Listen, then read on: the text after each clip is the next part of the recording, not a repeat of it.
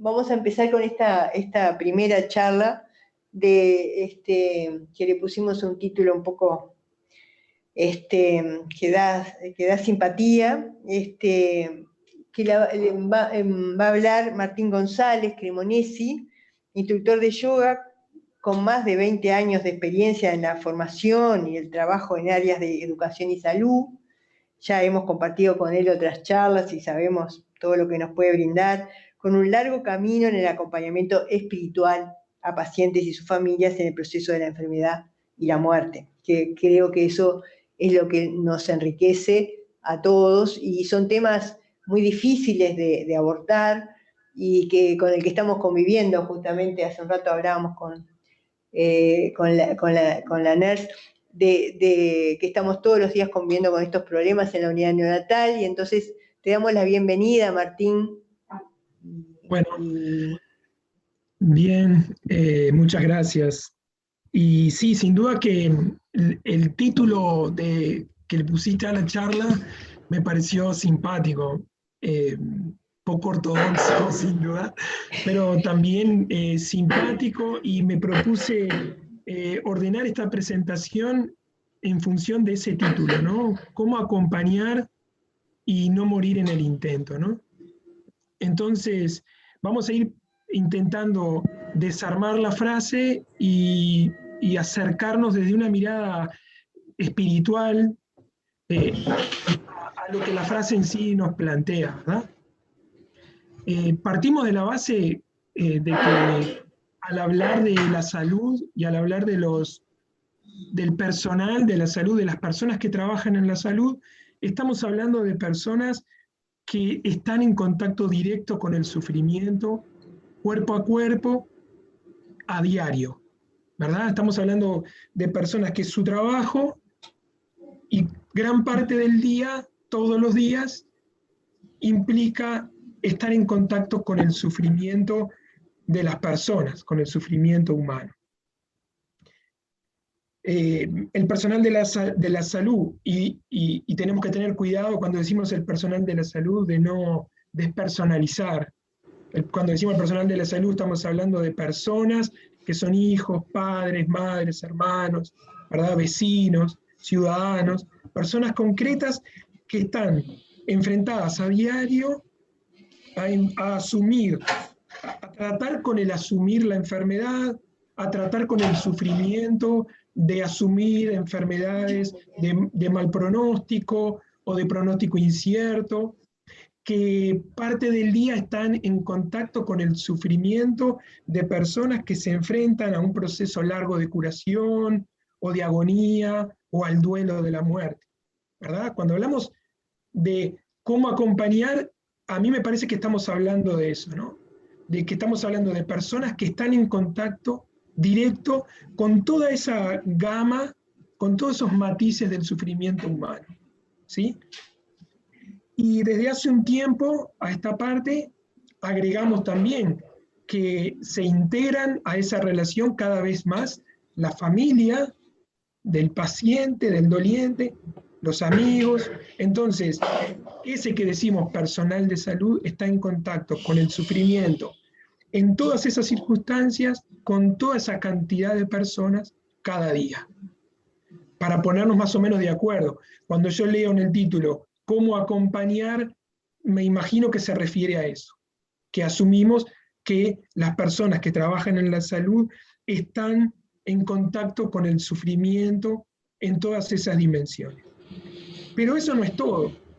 También debemos tener en cuenta que esas personas que llamamos personal de la salud también tienen su vida fuera del trabajo, donde también están expuestas y en contacto con las dimensiones del sufrimiento a las que se encuentran sus pacientes. Todas las personas que trabajan en la salud, por llevar distintos roles en la vida, se enfrentan a distintos tipos de sufrimiento. En los roles familiares, en los roles comunitarios, ¿verdad? Entonces, acompañar en el trabajo de la salud implica, en principio, todo eso, ¿verdad? Y por otro lado, me parece que está bueno como introducción plantearnos de que existe el mito, me sugirió el título, ¿no? Esta otra reflexión. Existe el mito de que las personas que trabajan en la salud pueden desvincularse del dolor, ¿no? De que su desempeño y su capacidad de trabajo, el éxito profesional, muchas veces depende de cuán efectivos pueden llegar a ser en términos de tratar con el dolor y no sentirse impactados por eso, ¿verdad? Digo que es un mito porque evidentemente no es cierto. A medida que vamos tratando estos temas cada vez con más seriedad en la sociedad, vamos asumiendo que nadie escapa al impacto del sufrimiento, que podemos tener ciertas estrategias evitativas o de distanciamiento, pero que a la larga o a la corta todos nos vemos impactados por el sufrimiento de las otras personas. No necesariamente los que trabajan, no solo los que trabajan en la salud, sino todos los seres humanos, pero específicamente quienes trabajan en la salud también, como el resto de los seres humanos, se ven impactados por el sufrimiento. Entonces, me sugería que, en principio, acompañar es todo esto, estar en contacto con el sufrimiento de las personas en todas esas dimensiones, y que quien acompaña en la salud, ese que llamamos personal de la salud, tiene su cuota propia de sufrimiento, y que, como el resto de los seres humanos, recibe el impacto del sufrimiento propio y ajeno. Que no es cierto que podemos desconectarnos para siempre del impacto del dolor de los demás y del dolor propio. Tarde o temprano, el cuerpo va a llamarnos la atención. Tenemos la capacidad como seres humanos de vivir lejos del cuerpo o incluso fuera del cuerpo, pero no para siempre. En algún momento, el cuerpo, lo que llamamos cuerpo-mente, va a llamar nuestra atención, va a hacernos regresar y va a pasarnos la factura del tiempo que estuvimos expuestos al sufrimiento y no lo atendimos. Entonces, cuando pienso en no morir en el intento, pienso en esto, en que al acompañar, entrar en contacto con el sufrimiento, intentar resolver con éxito las situaciones que se nos presentan, nos vemos ante la dificultad de que quizás podemos o bien fracasar en el desempeño laboral o bien fracasar en el desarrollo de nuestra propia plenitud.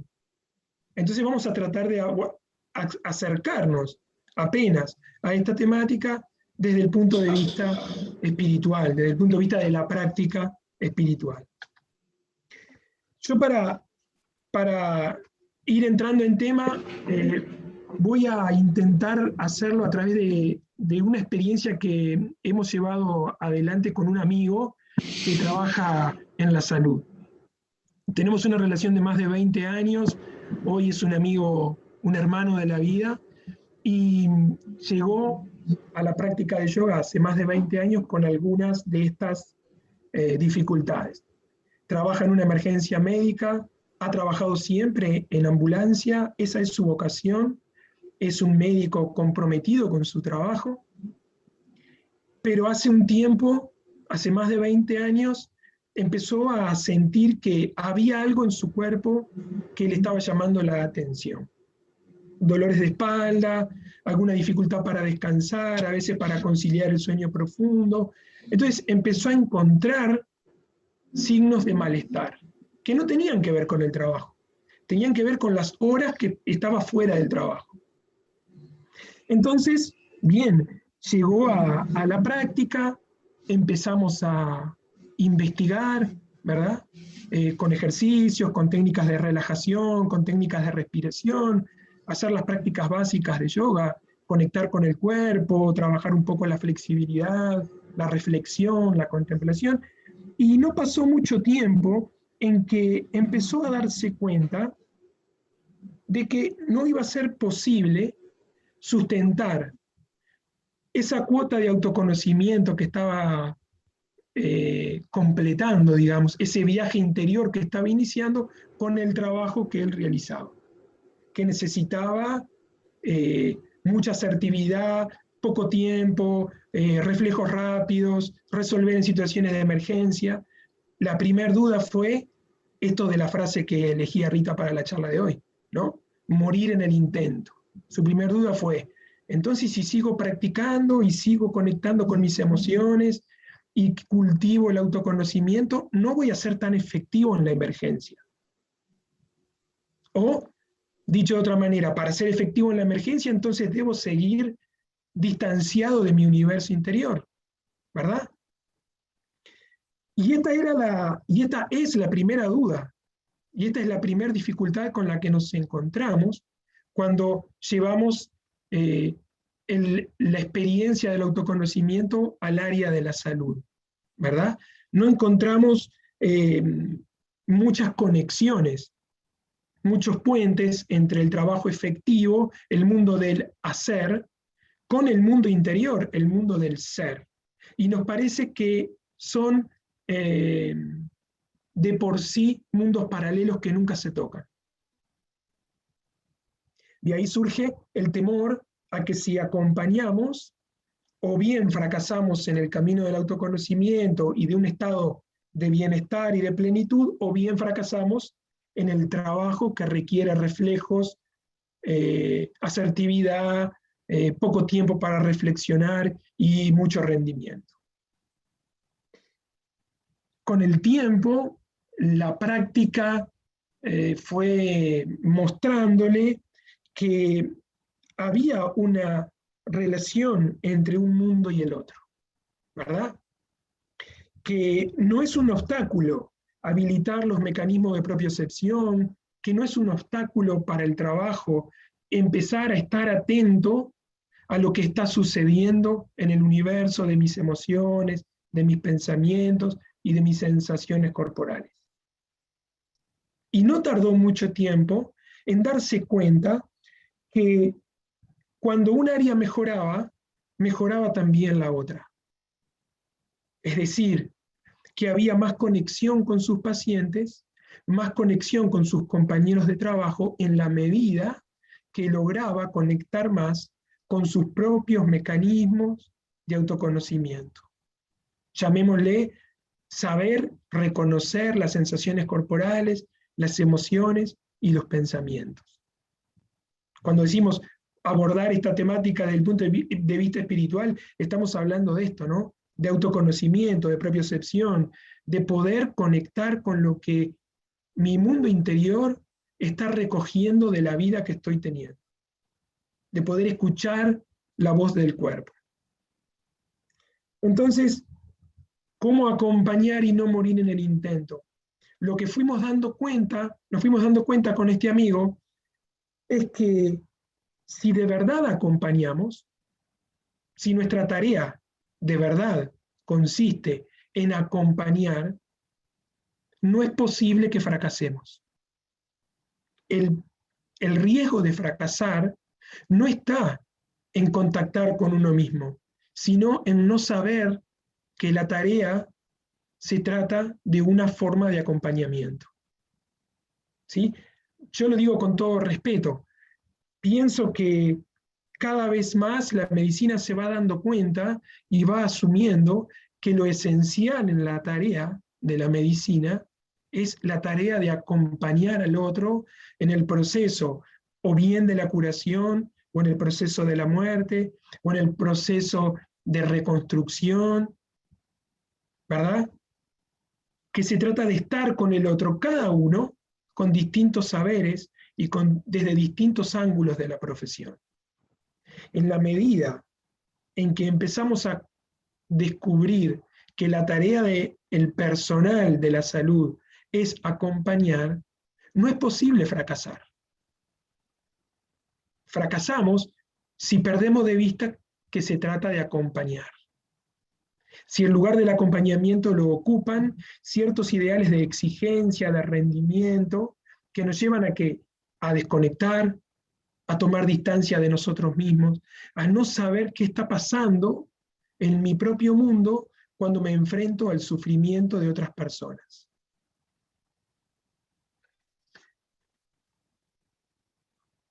La segunda duda que nos surgió en el proceso a los 2 o 3 años de iniciar este trabajo, y que creo que conecta con el título de hoy, es, entonces, ¿qué es acompañar?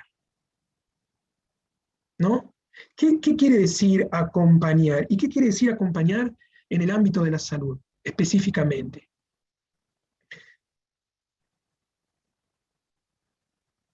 Acompañar requiere estar presente para las personas, ¿sí? No solo reunir las condiciones físicas para que este que está doliente venga o yo vaya a visitarlo, a conocer su dificultad. Acompañar implica un compromiso diferente que no solo consiste en reunir las condiciones materiales y de conocimiento intelectual. Para acompañar en cualquier ámbito de la vida, y más aún en el ámbito del sufrimiento, es necesario estar presentes.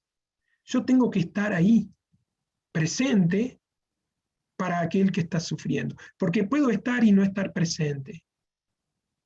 Puedo estar y no saber qué está sucediendo. Necesito aprender, si no lo he aprendido o si lo he ido olvidando, necesito estar presente. Estar presente implica un compromiso con el universo propio, no es tanto con el universo del otro. El compromiso con el universo del otro es la intención de estar presente, pero de acompañar. Pero luego para acompañar necesito estar presente y este es el compromiso con mi mundo interior. Estar presente es no desconocer todo lo que está ocurriendo. Estar presente es estar presente para mis emociones, saber que hay emociones en mí que me perturban, que me inquietan, que hay sentimientos de sufrimiento y también de alegría y de felicidad en mi interior, que mi cuerpo expresa esa experiencia vital. ¿Cómo la expresa el cuerpo del otro? ¿Verdad? Entonces, en la medida en que me dispongo a acompañar y me dispongo a estar presente, surge el tercer paso, que es la disponibilidad. ¿Cómo estar presentes si no estamos disponibles? ¿Verdad? ¿Qué es estar disponibles? Estar disponibles es estar abiertos. Cuando algo está disponible, cuando una persona está disponible, quiere decir que puedo ir a visitarla. Cuando el dentista tiene horario disponible, quiere decir que puedo ir a tratarme. Cuando en el gimnasio hay horarios disponibles, quiere decir que puedo ir al gimnasio a realizar ejercicio. ¿Qué quiere decir estar disponible para mí? Quiere decir que puedo visitarme. Quiere decir que recurro a mi interioridad, que visito mis emociones, que no me son extrañas. La disponibilidad es, desde el punto de vista espiritual, es una condición imprescindible para estar presentes. Yo no puedo estar presente para nadie si no he aprendido primero a estar disponible. Y para que el otro pueda venir a visitarme y contarme su sufrimiento, es necesario que yo esté disponible para mí, para procesar, no para administrar habilidosamente.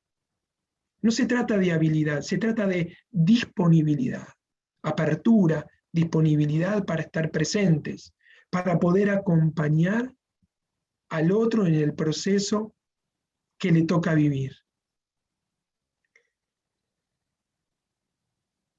¿Es posible fracasar en el acompañamiento entonces si aprendemos a estar presentes y aprendemos a estar disponibles? No es posible, porque el acompañamiento no tiene un fin, no persigue un éxito, un resultado. El acompañamiento es estar acompañando. El acompañamiento no me exige saberlo todo, no me exige tener todas las respuestas, no me exige estar las 24 horas. El acompañamiento, como parte de la presencia y de la disponibilidad precisamente, el acompañamiento ocurre cuando puedo, de la forma en que puedo.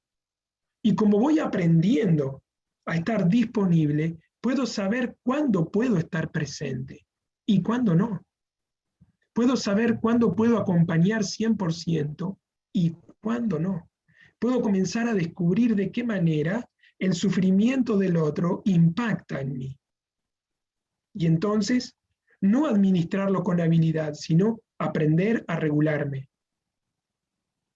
Aprender a contactar con los mecanismos de propiocepción que me permiten descifrar lo que me está sucediendo.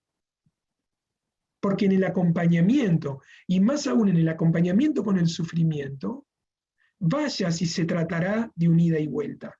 Nosotros hemos llegado a pensar que esa tarea es solo de ida y que aquel que está poniéndole el cuerpo a la tarea puede realmente nunca sentir el impacto de eso. Esto es imposible.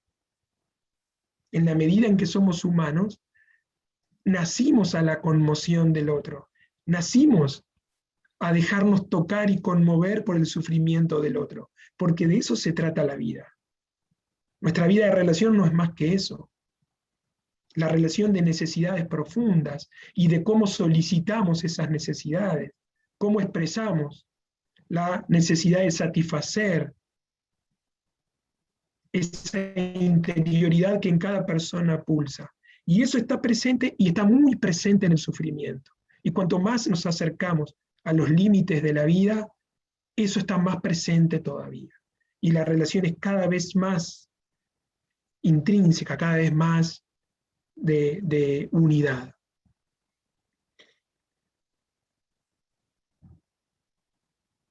El tema es cómo aprender, cómo desarrollar el acompañar para no morir en el intento, como dice el título, ¿verdad? ¿Qué sería aprender a acompañar? ¿Más eficiencia? ¿Más conocimiento intelectual? ¿Más horas de trabajo? ¿Más rendimiento? ¿Eso sería aprender a acompañar? Si el acompañar está vinculado al estar presentes, y el estar presentes está vinculado al estar disponibles para nuestra interioridad, quizás lo que nos esté faltando para no morir en el intento, es el trabajo interno, es el trabajo personal. Es que cada uno que está en relación con el sufrimiento de los otros y con su propio sufrimiento, comience a recorrer el camino de la expresión, de la búsqueda, de la investigación en su interioridad. Con este amigo lo que hicimos a lo largo de estos años fue eso. En ningún momento él dejó su trabajo. Es más, su trabajo mejoró. Pero también lo que mejoró fue su disponibilidad para sus necesidades profundas. Aprendió música, aprendió a meditar, compartió más con su familia, disfrutó más tiempo libre con sus hijos, cultivó la amistad con sus amigos. Entonces todo ese proceso, que no es un proceso egocéntrico de decir, estar disponible para mí es que el mundo gire alrededor mío. No, la disponibilidad es estar abierto, es apertura. Apertura internamente es contactar con lo que necesito, con mis necesidades más profundas, a fin de poder dar buenos frutos.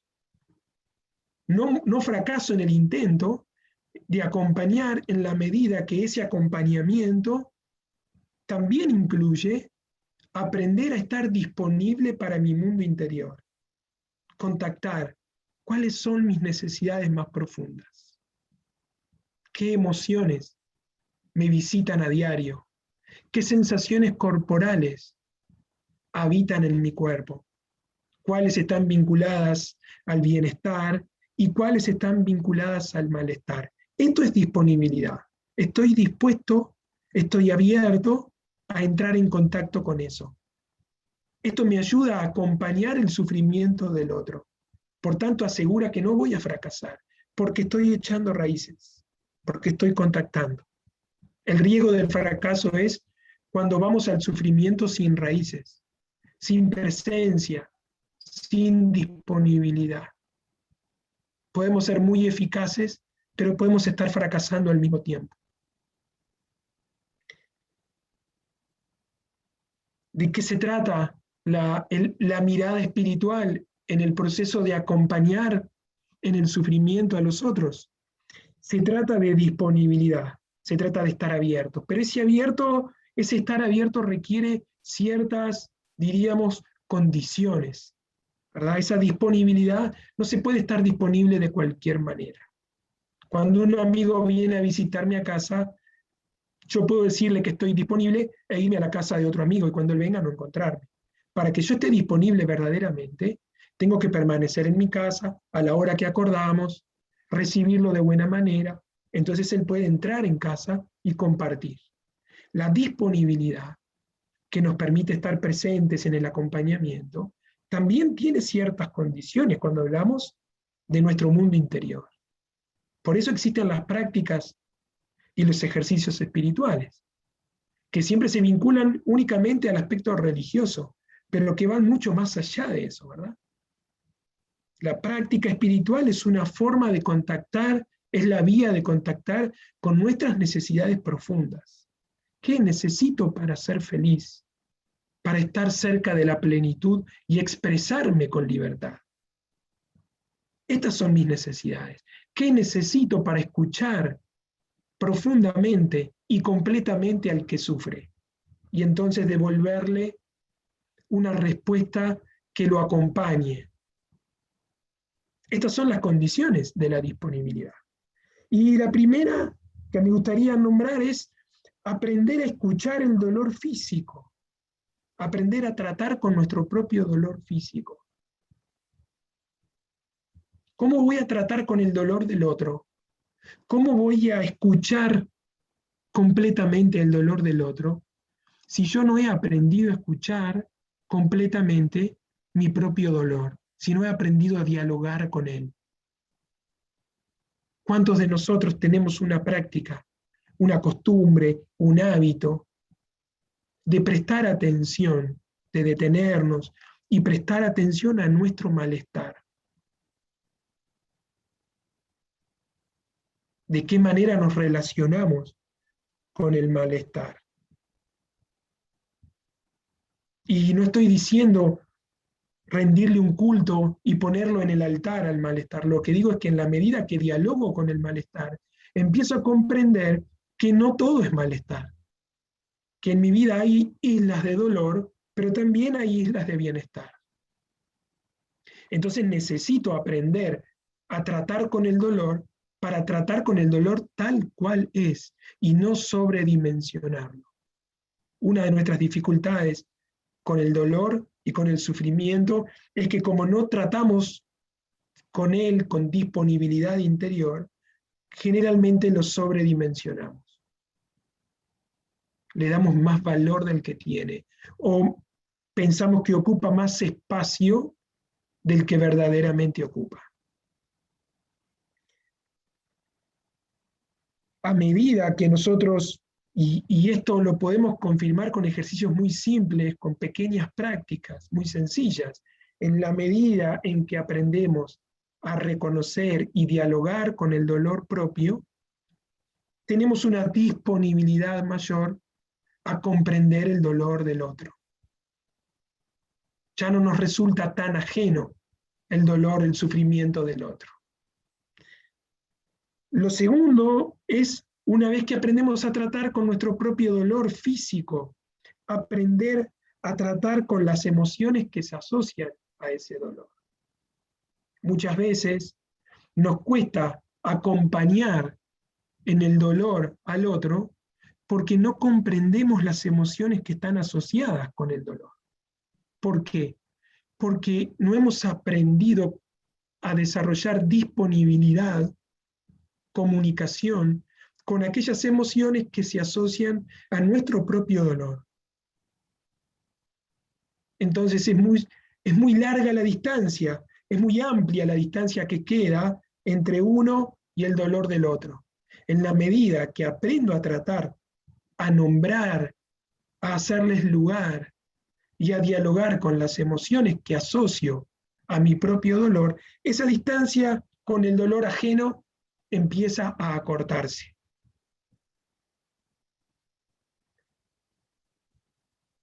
Y ya no corro el riesgo de morir en el intento de acompañar, ¿verdad? En la medida en que me visito, me conecto, estoy disponible para mis necesidades, aprendo a tratar y a dialogar con el dolor y con las emociones que se asocian a mi dolor, aprendo a acompañar. Y si verdaderamente acompaño, no hay riesgo de morir en el intento.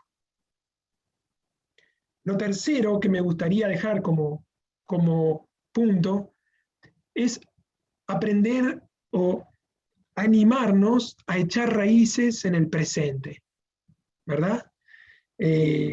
La práctica de la meditación o de cualquier otra práctica contemplativa nos ayuda a echar raíces en el presente, el único tiempo que podemos habitar. Esto no quiere decir que los practicantes de meditación o de yoga desconocemos el pasado o que somos incapaces, que nos negamos a mirar y proyectar pasos hacia adelante. No es eso. Se trata de hacer eso, mirar hacia atrás y mirar hacia adelante, pero con los pies en el presente. Buscar, ensayar, intentar, aprender actividades que nos inviten a estar con los pies en el presente, aquí y ahora. No como una invitación, sino como una constatación, como una confirmación de que el único tiempo que puedo habitar es el presente. ¿Cómo cambia el acompañamiento con el otro cuando delante el que sufre tiene una persona que sabe tratar con su propio dolor, que sabe reconocer sus emociones y que echa raíces en el presente? Quien sufre se siente recibido por una persona así. Y cualquiera de nosotros puede completar estos 3 pasos. Porque no se trata de convertirnos en un iluminado, en un Buda del siglo XXI. Se trata de comprender, de asumirnos que somos personas con un mundo interior en el cual impacta el sufrimiento como en cualquier otra persona. Sufrimos y además sufrimos por el sufrimiento de los otros. Cualquiera de nosotros que constata esta realidad en su vida puede dar estos 3 pasos. Porque si sufro, tengo dolor. Si tengo dolor, puedo dialogar con él. Si tengo dolor y dialogo con mi dolor, voy a dialogar con las emociones asociadas. Voy a descubrir que todo pasa, que los pensamientos y las emociones son fenómenos que transcurren, llegan, están un tiempo y parten. Y voy a echar raíces en el presente. Entonces, quien entra en contacto conmigo, buscando alivio, consuelo, curación, una alternativa, una mirada hacia adelante, va a encontrar un ser humano estable, que reúne, que contiene, porque primero que nada está desarrollando el poder de autocontención en sí mismo. Este camino, estos 3 pasos, que pueden ser muchos más, pero elegí 3 para definir el acompañamiento, ¿verdad? ¿Y qué sería acompañar? Estos 3 pasos, obviamente, no es fácil, pero tampoco es difícil. Menos imposible. Cualquier persona puede realizar estos 3 pasos. En la medida en que podamos identificar dónde está la dificultad. La dificultad no está en tratar con el sufrimiento. La dificultad no está en ver que además del sufrimiento hay felicidad en la vida. ¿Verdad? La dificultad no está en entrar en el mundo interior de uno mismo para desde ahí desplegar una mirada, un paso firme en el presente y una escucha completa a los otros. La dificultad está en que generalmente hemos aprendido a invalidar lo que sentimos.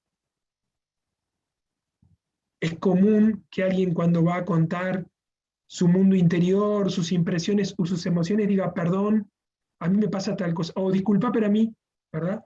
Es un condicionamiento que hemos aprendido a que aquello que sentimos no es muy valioso.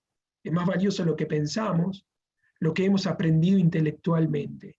Y muchas personas llegan a creer que una cosa va en contra de la otra, ¿verdad?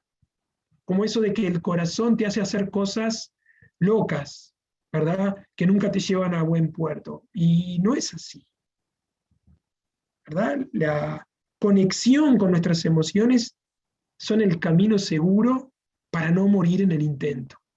Desconectados es que es posible que fracasemos. Distantes de nuestras emociones, corremos un alto riesgo de fracasar. Entonces es necesario aprender a validar lo que sentimos y a diferenciar lo que pensamos de lo que sentimos. Es bien distinto para alguien que sufre estar frente a una persona que puede identificar la diferencia entre el pensamiento, de la emoción y del sentimiento. Porque aquel que sufre de repente no lo puede diferenciar en el momento. Y confunde sus emociones con sus pensamientos. ¿Cómo acompañar? ¿Cómo estar presentes? ¿Cómo estar disponibles? Bueno, comenzando a validar lo que sentimos, comenzando a identificar la diferencia entre un pensamiento, pienso que quizás no soy bueno para este trabajo, no es lo mismo a sentir miedo ante un trabajo nuevo. Son dos cosas distintas. Las emociones, al ser intangibles, son difíciles de definir y son difíciles de identificar ciertamente. No hemos aprendido a identificarlas.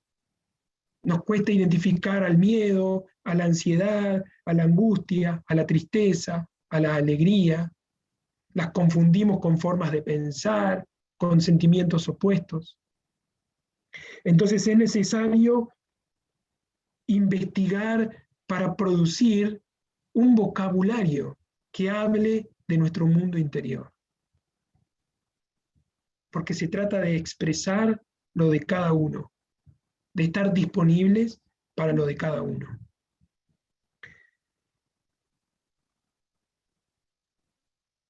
Thich Nhat Hanh, que es un maestro budista contemporáneo, hay muchos libros ahora mismo a la venta de él y muchos videos, es un referente de la cultura espiritual moderna, es vietnamita y está vivo actualmente, plantea 3 o 4 puntos que creo que también podrían venir bien para esto de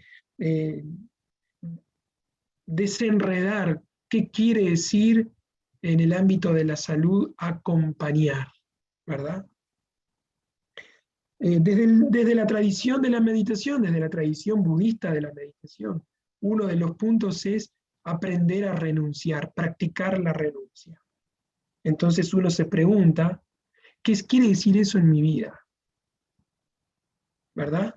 ¿Cómo aplico eso yo a mi vida, que no soy un monje, que no vivo en los Himalayas, que tengo un horario estricto que cumplir, a veces extenso, que tengo muchos compromisos laborales, familiares, comunitarios? ¿Cómo aplicamos, cómo evolucionamos ese concepto a nuestra vida concreta? ¿Qué significa practicar la renuncia? Entonces nos preguntamos, ¿no será que podríamos renunciar al aferramiento a ciertas creencias que solo nos imponen exigencias, distancia con el otro? ¿No será que podríamos renunciar a la altura y bajar a la sencillez? ¿Verdad? Acompañar desde nuestra presencia humana al otro, no desde nuestra profesión, no desde el rol, que pues ciertamente es muy importante, porque aquel que sufre viene a buscar una respuesta en ese ámbito. Pero quien acompaña, ¿no podría aprender a renunciar a todo aquello que pone distancia entre él y el otro? Y entonces, desde el plano de la humanidad, acompañar y también dejarse acompañar.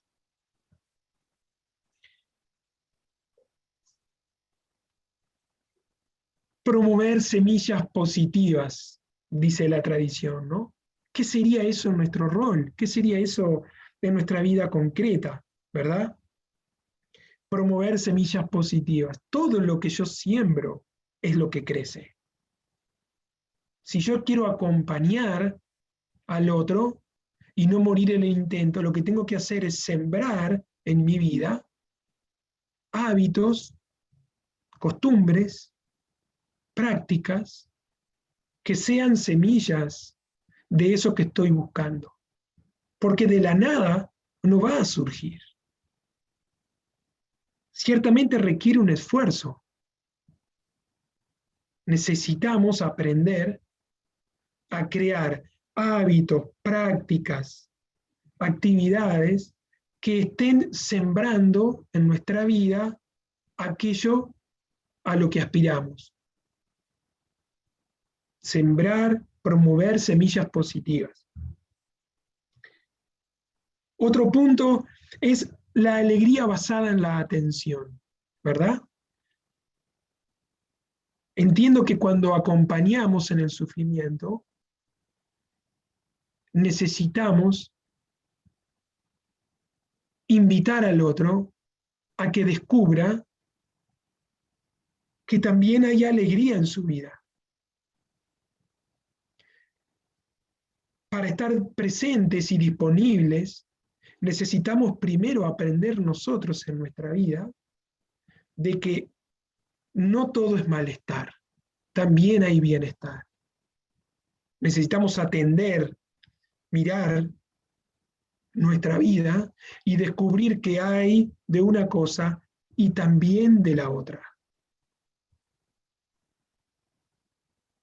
Corremos el riesgo de fracasar y morir en el intento de acompañar si solo aprendemos, si estamos condicionados únicamente a ver la dificultad. Y la dificultad no siempre es la limitación, la dificultad también es la creencia de que solo hay que sacrificarse, la creencia de que hay que rendir, de que hay que hacer una carrera y que tengo que llegar. Eso también nubla la posibilidad de ver que la vida también es recreación, relajación, expresión de cosas buenas. Es necesario concentrarnos, ¿verdad? Para todo lo anterior necesitamos una energía, como los árboles. Si necesitamos que den buena fruta a un árbol de manzanas, mejoramos su tierra, la aireamos, la abonamos, si es necesario hasta la regamos más para que dé buenos frutos.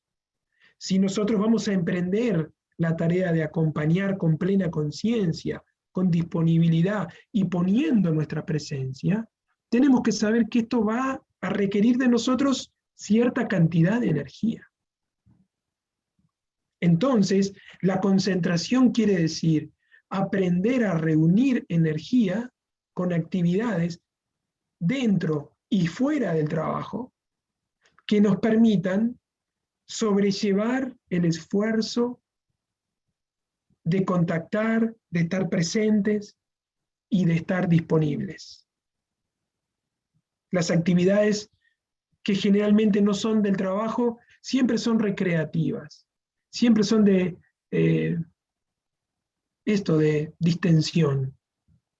La concentración también está en ese mundo. Necesito tener actividades que, sin ser terapéuticas, me ayuden a reunir una buena dosis de energía para sobrellevar las dificultades del camino del autoconocimiento, con el que voy a aprender a acompañar al otro. Y por último, percibir. Acompañar requiere aprender a percibir, ¿verdad? No mirar desde el ángulo de vista repetido. Aprender o hacer el esfuerzo por mirar al otro desde afuera del hábito, desde afuera del condicionamiento, desde afuera de lo repetido, porque lo repetido tiende a decaer. Por eso el ser humano se interesa tanto por lo creativo, porque todos sabemos que lo que se repite y es siempre igual, tiende a perder energía y vitalidad, y por tanto pierde realidad, pierde poder. Necesitamos aprender a percibir, y la percepción es el punto cúlmine de la presencia. cómo percibir al otro estando completamente presente. Cuanto más aprenda a estar presente, más voy a poder percibir. Y la percepción no es adivinar, la percepción es mirar y ver lo que realmente hay del otro lado. La vida, la persona, la relación, tal cual es, y no desde el ángulo del hábito, desde el ángulo del condicionamiento, desde donde miro generalmente las cosas. Es una enorme tarea, sin duda, pero es una tarea que todos necesitamos realizar y que en el ámbito de la salud cobra una doble relevancia.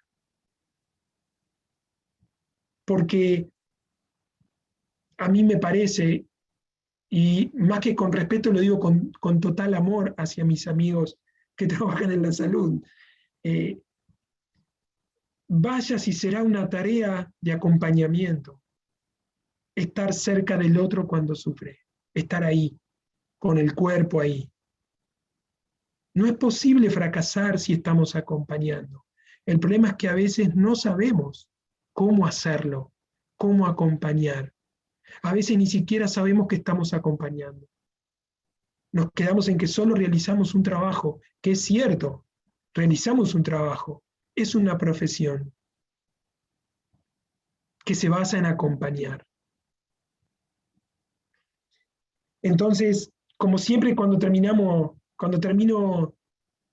mi charlita, les invito a que busquen espacios donde puedan practicar, ¿verdad?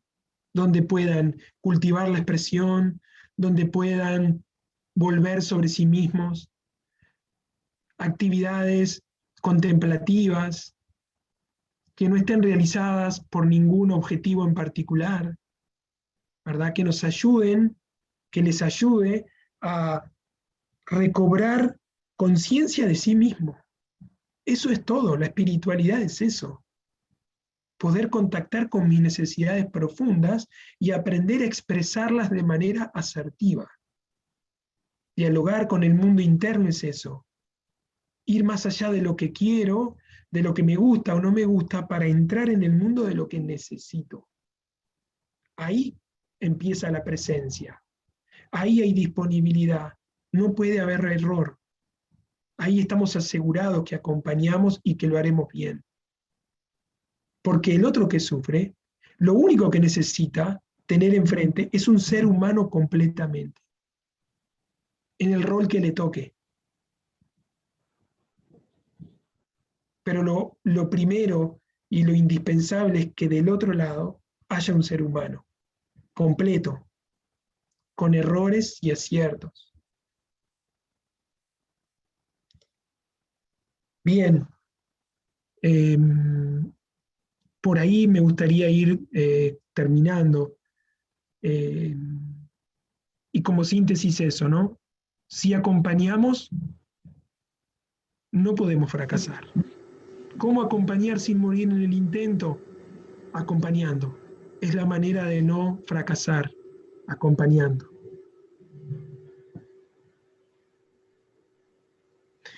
Quizás Muchas gracias, Martín.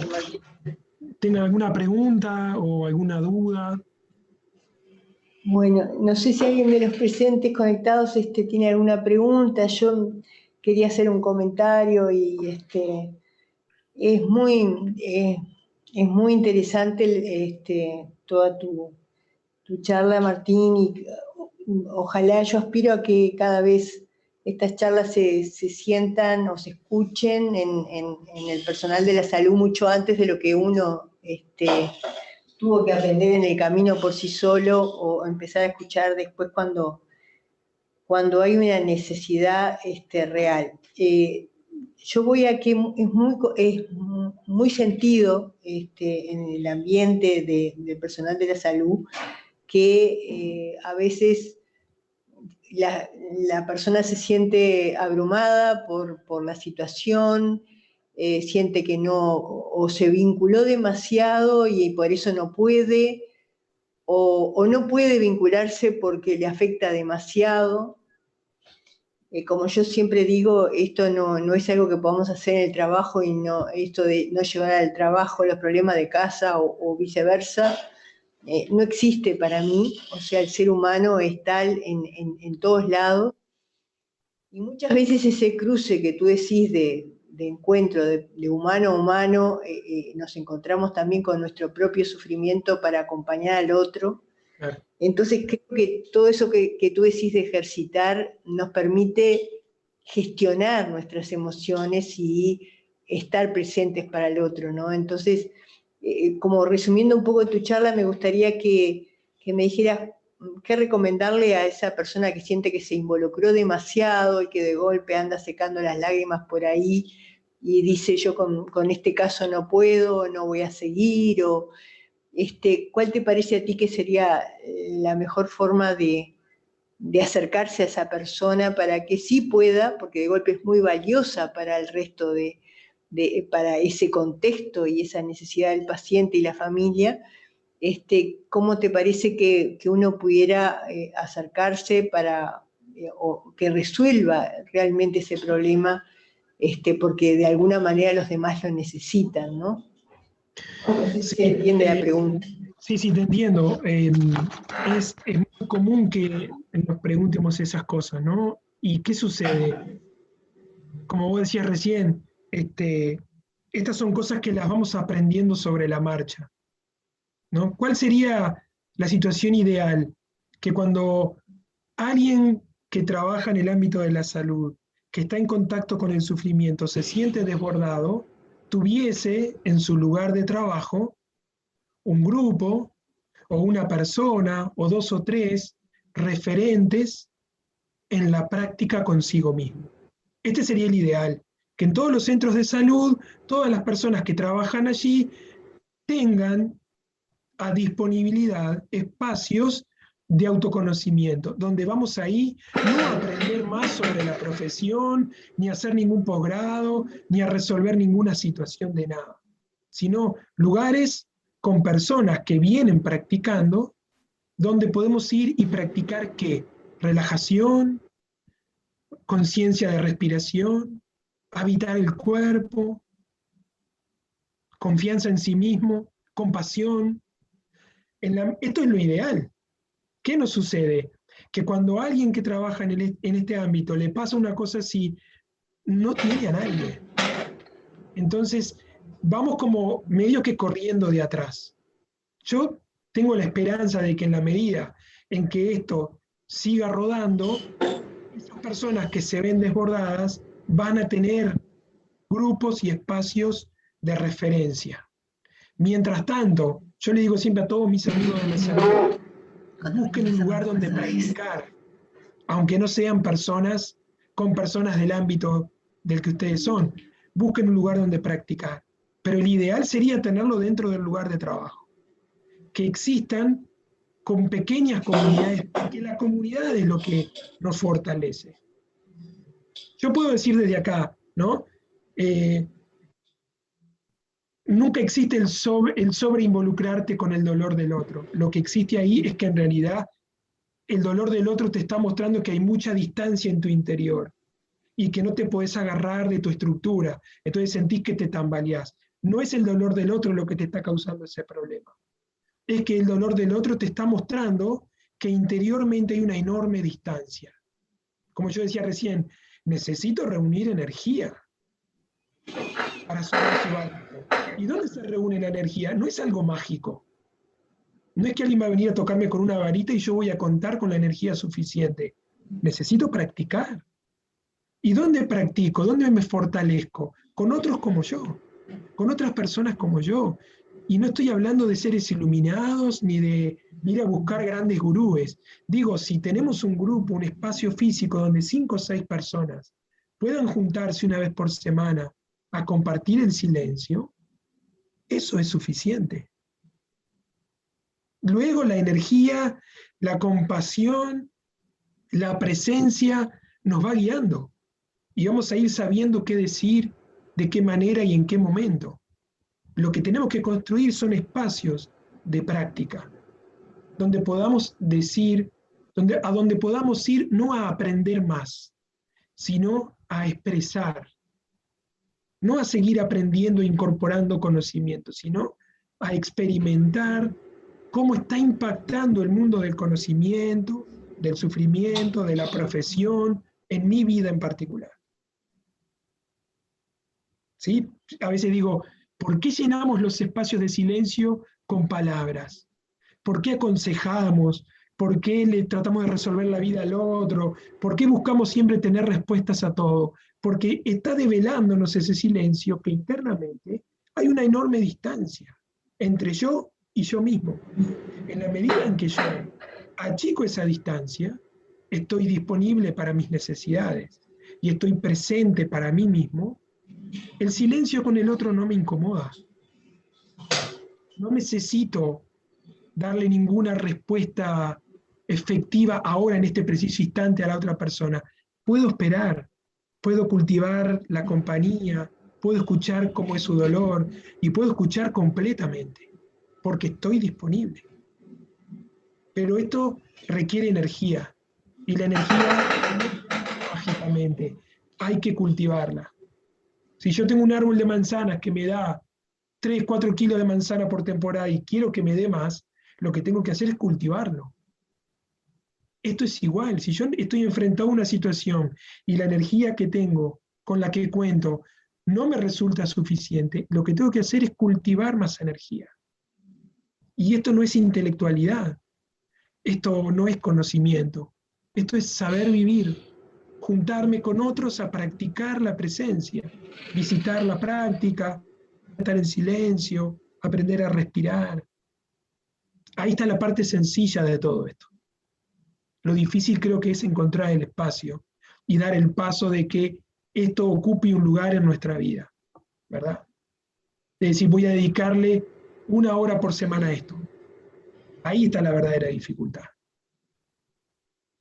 Martín, bueno, yo no quiero robarte tu tiempo, pero te iba a hacer otra pregunta, un poco porque has repetido muchas veces que no se puede fracasar, ¿no? Entonces, yo creo que un poco lo que le pasa al personal de la salud cuando está acompañando estas situaciones es que lo que tú decías, ¿no? Es necesario tratar de ver la realidad como es, y porque creo que la sensación de fracaso está en la expectativa que nosotros ponemos sobre lo que vamos a lograr con el otro, no lo que el otro necesita que logremos, ¿no? Entonces creo que la sensación de fracaso que tenemos viene por ahí, no sé qué te parece. Sí, yo no lo digo en la exigencia de que no podemos fracasar, lo digo en que cuando hacemos las cosas con total presencia, hacemos todo lo que tenemos que hacer.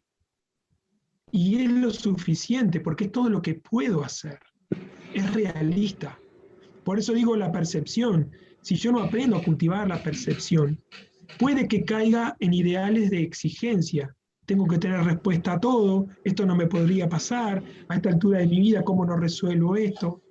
Ahí estoy perdiendo capacidad de conexión con la realidad.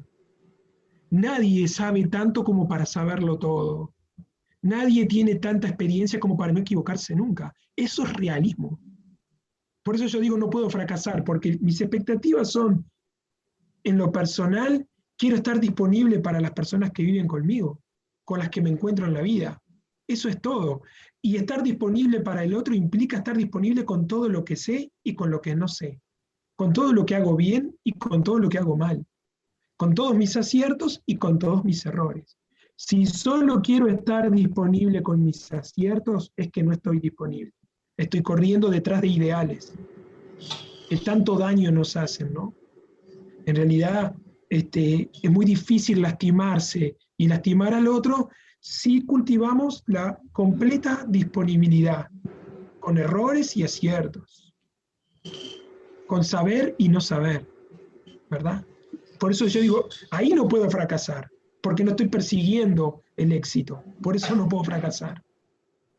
No lo digo en el término de exigencia, sino todo lo contrario, ¿no?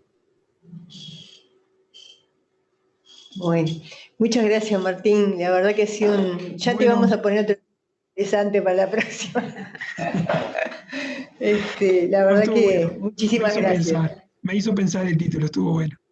Bueno, les mando un beso, un abrazo a todos y que sigan con una linda jornada. Bueno, cuídate mucho. Gracias. Chao. Bueno, chao. Bueno, no sé si alguien de los que está quiere hacer algún comentario o necesita algún descanso para ir al baño o algo. Ahora la nurse Stephanie Mérola nos va a hablar de un caso clínico. Bueno, la nurse es una compañera de nuestro servicio acá en el PDA Rosell y le pedimos que eligiera algún caso que realmente no es un caso único, sino que seguramente se van a identificar con muchos otros casos, y un poco visto desde el lado de enfermería, ¿no? Que tratamos de convivir a diario estos casos y de involucrarnos todos en los casos digamos, que nosotros asistimos como paliativo, pero que vamos a ver que en mucha etapa convivimos con los tratamientos curativos y entonces es importante que vayamos viendo el proceso de enfermería durante la evolución del paciente y el rol que cumple enfermería. Entonces, vamos a contar un poco este caso que obviamente no tiene, o sea, todos los detalles como tendría que tener para presentar un caso clínico, sino que se extrajeron determinados aspectos para poder conversar sobre ellos, ¿sí? Sí, dale nomás. Bueno, vamos a hablar un poquito del rol de enfermería a propósito de un caso clínico pasible de cuidados paliativos.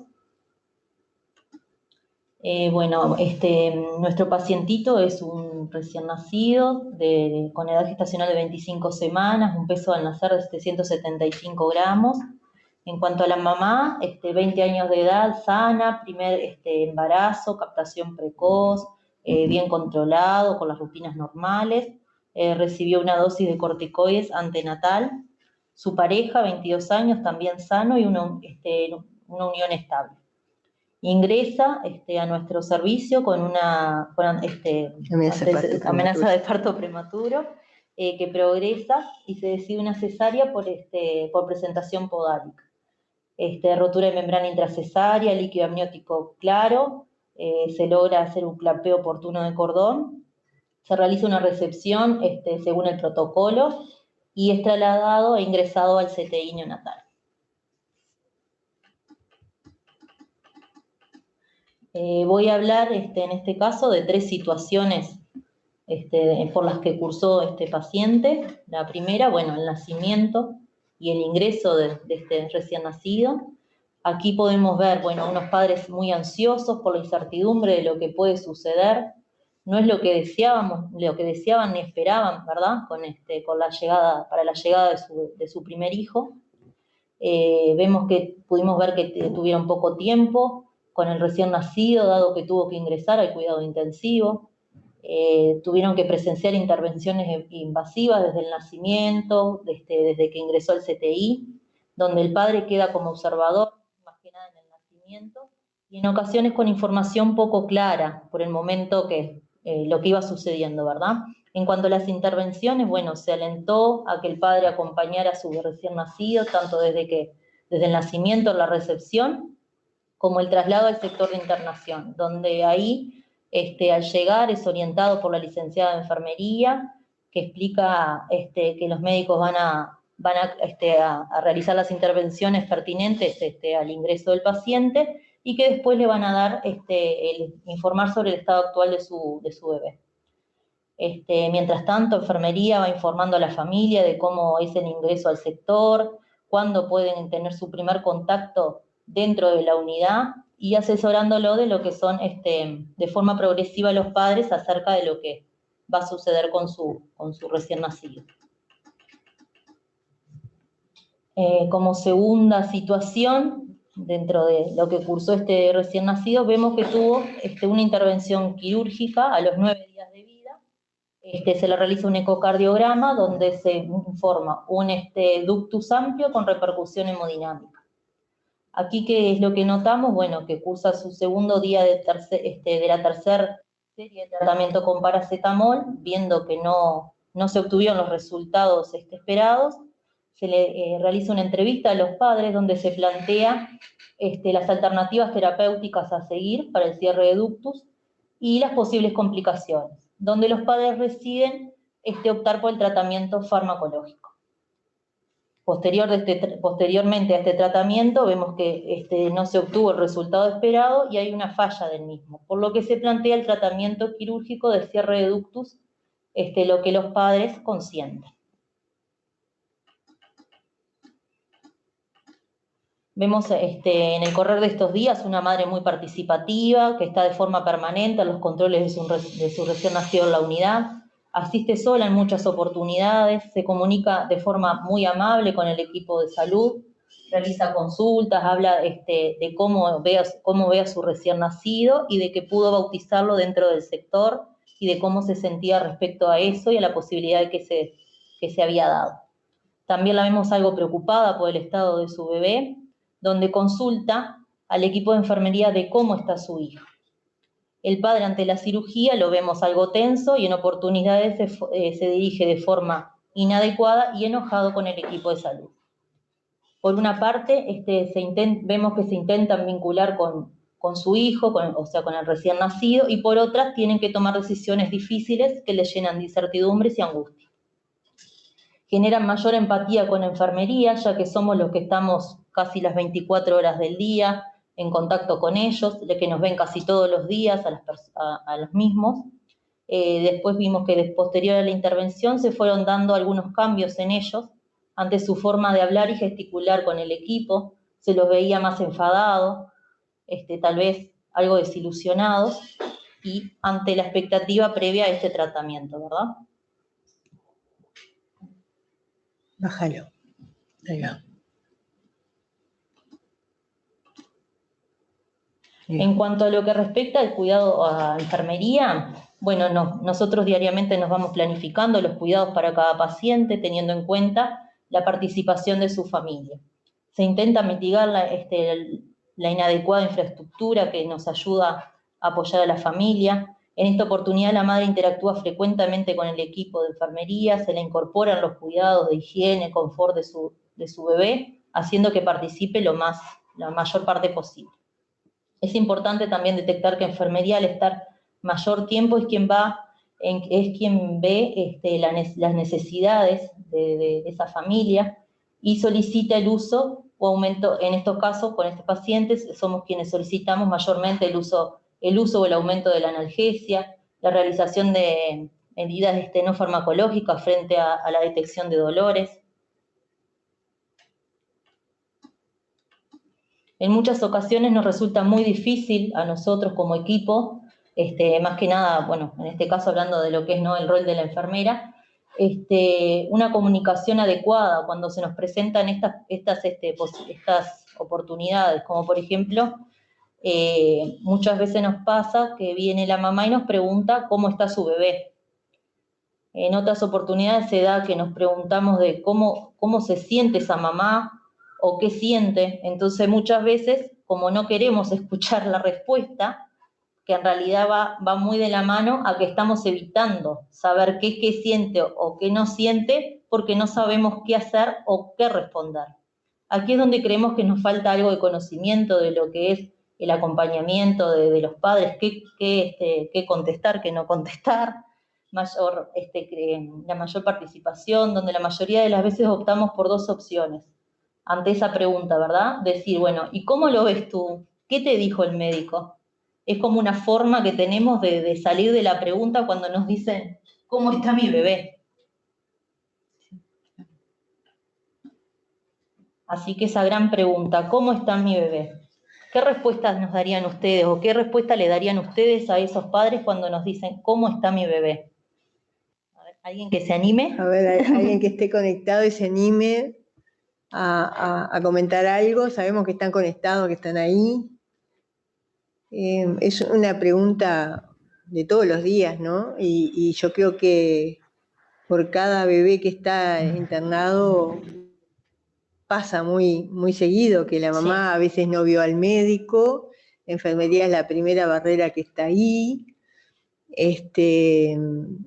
y obviamente que se encuentra con lo anímico de la mamá, obviamente la enfermera está sabiendo de golpe mucha más información que los papás, obviamente, de la situación, ¿verdad? Porque este es un bebé que venía muy delicado. No sé si alguien quiere hacer algún comentario, no hay problema.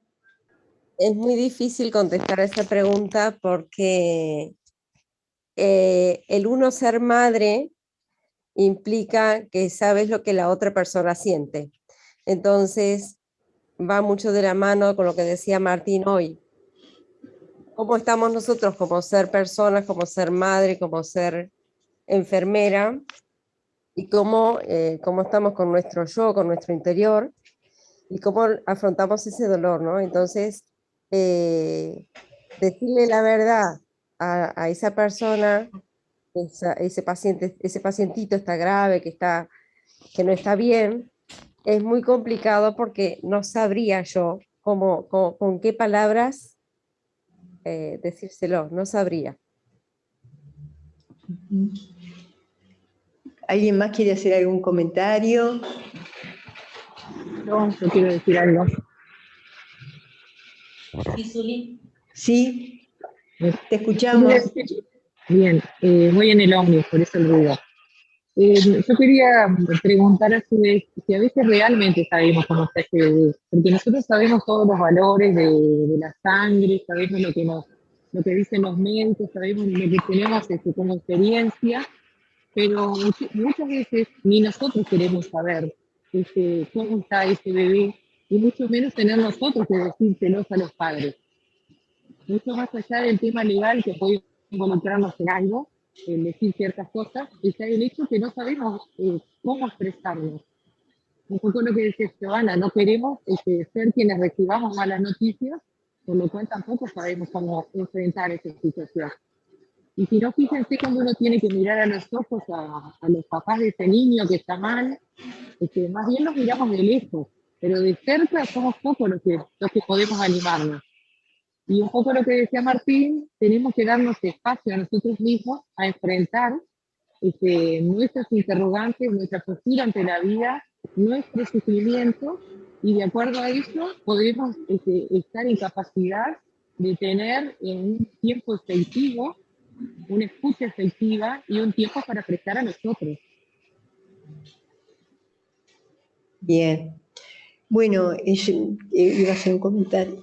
No, es una pregunta que parece tan simple y ya ven que acá los pocos que estamos tenemos alguna dificultad en contestarla, ¿no? Yo creo que uno tampoco puede tomarle por sorpresa que una mamá entre al sector de internación y le haga esta pregunta, o sea que es una pregunta que tiene que estar analizada e individualizada, porque podemos estar siguiendo un caso y saber lo que está buscando la mamá con esa pregunta, pero muchas otras veces en la incertidumbre que brindamos cuando damos los informes, o sea, es la incertidumbre propia de la medicina, que a los papás los llena de angustia y muchas veces están buscando como un alivio a esa angustia que ellos traen consigo, ¿no?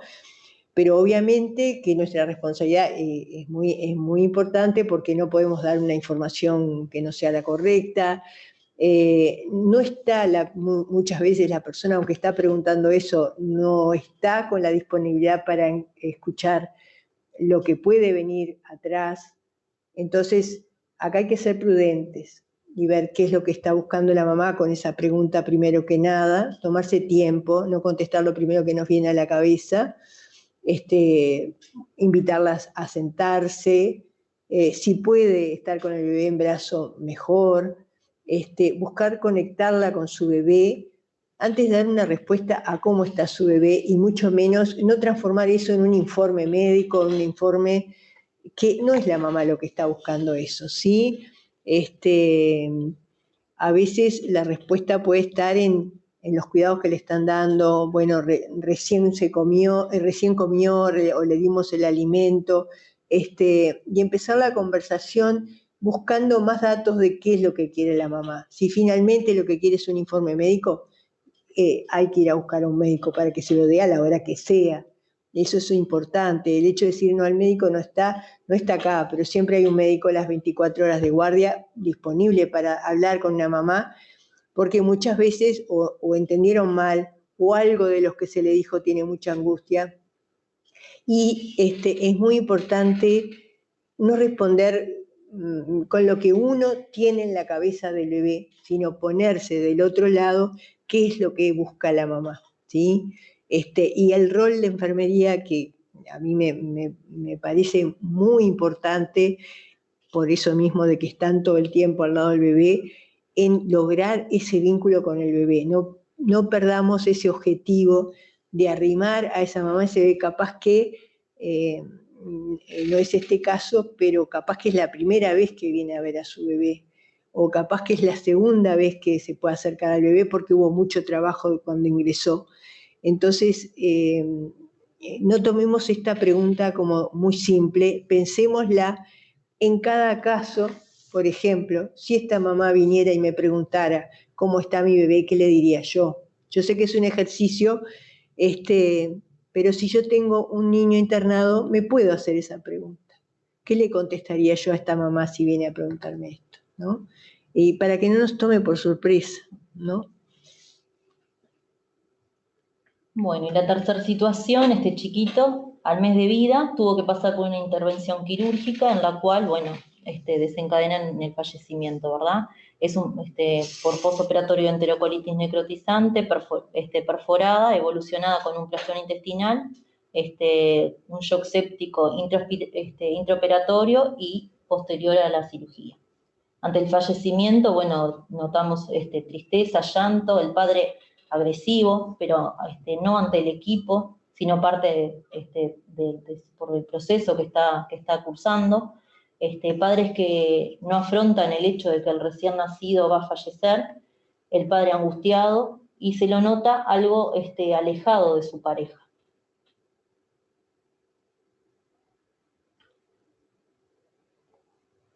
Enfermería durante la preparación del recién nacido previo a la cirugía, bueno, vemos conversación con la madre que se encuentra presente, vemos las caras de angustia, dado el conocimiento, o sea, por parte de enfermería, ¿verdad? La angustia dado el conocimiento del estado real del bebé, que es algo de lo que se hablaba recién, y bueno, la madre sostiene la mano de su bebé, lo asiente con la cabeza.